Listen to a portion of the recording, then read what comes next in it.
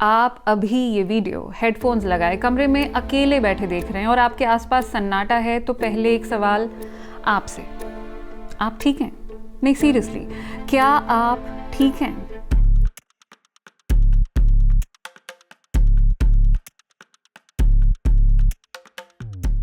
ये सवाल पूछना इसलिए ज़रूरी हो गया है क्योंकि अकेलापन आजकल कोई रेयर चीज़ नहीं है। ये एक ऐसा चिपकू दोस्त है जो ऑलमोस्ट सबके पास है। किसी के पास ये थोड़े टाइम के लिए आता है, तो किसी के पास परमानेंट रूममेट बनकर साथ ही रहने लग जाता है। अप्रैल में 24 साल की इंस्टाग्राम इन्फ्लुएंसर मिशा अग्रवाल ने अपनी जान ले ली। उनके 1 मिलियन फॉलोअर्स पूरे नहीं हो पाए थे। जनवरी में 31 साल के फिटनेस इन्फ्लुएंसर क्रिस ओडोनेल ने अपनी जान ली। मरने से पहले उन्होंने सोशल मीडिया पर लिखा था, सोचता हूँ जब मैं दुनिया छोड़ूंगा आपको मेरा चेहरा भी याद रहेगा। ये वो लोग थे जिनकी ज़िंदगी रील्स में एकदम परफेक्ट दिखती थी, जिनके फॉलोअर्स उन्हें अपना आइडल मानते थे, उनके जैसा बनना चाहते थे, उनसे खूबसूरती के, फिटनेस के, परफेक्ट दिखने के टिप्स लेते थे, बगैर ये समझे कि इनकी ज़िंदगियाँ भी आपकी हमारी तरह इम्परफेक्ट हैं। और सबसे बड़ा पैराडॉक्स, सोशल मीडिया पर लाखों लोगों तक पहुंचने वाले ये इन्फ्लुएंसर्स असल ज़िंदगी में एकदम अकेले थे। और वैसे आजकल तो इंटरैक्ट करने के लिए मार्केट में एक नया प्राणी आया है, चैट जीपीटी। इंसान अब मशीन से पूछ रहे हैं कि वो जो महसूस कर रहे हैं वो नॉर्मल है या नहीं।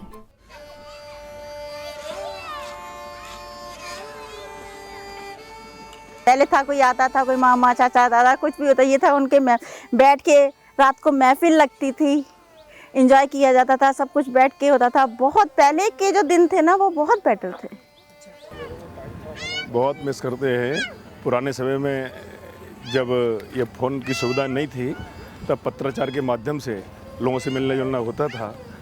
घर में कोई लड़ाई झगड़े हो जाते थे तो लड़ाई झगड़े के समय जब बेटी ससुराल जब सूचना भेजती थी तो सूचना पहुंचते पहुंचते वो समाधान पत्रों के उसने टाइम के पीरियड में पत्रों के माध्यम से समाधान पहले ही सॉल्व हो जाया करते थे। आज वो चीज़ नहीं है। आज कोई घर में झगड़ा हुआ तुरंत फ़ोन के माध्यम से एकदम जल्दी से पहुंच जाते हैं, तो वो दूरियां बढ़ जाती हैं। मैं पेंटिंग्स करती थी और डांस करती थी और भी स्पोर्ट्स ज्वाइन कर रखे थे मैंने। कोई पेड़ मिल गया, पेड़ के नीचे बैठ के सब इकट्ठे होकर बैठ गए, अच्छी जगह ठंडी जगह बैठ गए तो बातचीत करते थे। आजकल तो क्या है कि फ़ोन पे बात करना है। नहीं, घर वाले इतना चलाने ही नहीं देते। अभी जैसे कोविड निकला उसमें फ़ोन का कितना यूज़ हुआ, कुछ बच्चे तो लगे क्लासेस के नाम पे गेम खेलने भी जो है। Is it normal to feel this empty? Why do I feel like I'm not enough? जब अकेलेपन के ख्याल सबसे ज़्यादा परेशान करते हैं तब लोग अपना अकेलापन दूर करने के लिए AI से बात करने आ जाते हैं। चैट जीपीटी के मुताबिक इस तरह के सवाल करने वालों की उम्र 20 से 35 के बीच होती है। हालांकि ये सारी जानकारी देते हुए चैट जीपीटी मुझे बार बार ये भी याद दिलाता रहा कि वो लोगों का डेटा सेव नहीं करता है, पर फिर भी बिना डेटा सेव किए वो उसे एनालाइज कर पा रहा था। चलिए, मेरे कहने पर आप एक एक्सपेरिमेंट करके देखिए। आप जेनरेटिव एआई को कमांड दीजिए कि वो आपको एक घड़ी की तस्वीर बना कर दे जिस पर 6 बजने में 4 मिनट या फिर 6 बजकर 3 मिनट जैसा कुछ बनाओ। बहुत आसान काम है ना? एआई के लिए तो चुटकी बजाने जैसा है। नहीं, वो आपको देगा 10 बजकर 10 मिनट। आप उसे टोकेंगे कि भाई सही बना के दो, तो वो कोशिश करेगा, लेकिन सटीक तस्वीर नहीं दे पाएगा। जानते हैं क्यों? क्योंकि एआई डेटा लेता है इंटरनेट से, और इंटरनेट में घड़ियों की अधिकतर तस्वीरें दिखाती हैं 10-10। आपको ऑफ ट्रैक ले जाकर ये कहानी सुनाने का मकसद मेरा आपको ये समझाना था कि ये जो एडवाइस एआई आपको दे रहा है ये बेस्ड है उस सारी इंफॉर्मेशन पर जो इंटरनेट में फ्रीली अवेलेबल है। वो कितनी सही है, कितनी गलत है, इसकी गारंटी तो खुद एआई भी नहीं लेता। इसलिए एक्चुअली एआई आपकी मदद नहीं कर रहा है, आप एआई की मदद कर रहे हैं। रोज रोज अपनी जो डिटेल्स आप उसे दे रहे हैं उससे आप उसके डेटाबेस को एक्सपैंड करने में मदद कर रहे हैं। लोगों का आपस में इंटरैक्शन अब बस रील्स शेयर करने तक ही सीमित हो गया है, और ऐसे में सोशल एंजाइटी जैसी प्रॉब्लम्स बढ़ रही हैं। इसीलिए हर उम्र के लोग मानने लगे हैं कि उनका अकेलापन बढ़ रहा है। There might be a possibility for dependence. AI पर निर्भर होने की एक संभावना नजर आती है। इसके कई कारण हैं। एआई पर ये निर्भरता इसलिए है क्योंकि हमें उससे वही जवाब मिल रहे हैं जो हम सुनना चाहते हैं।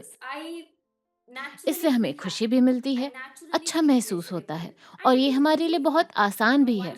तो हम क्यों असली दुनिया और लोगों से डील करें जब मेरे हाथ में एआई जैसी चीज है जो मुझे बिल्कुल वैसा जवाब दे रही है जो मैं चाहती हूँ।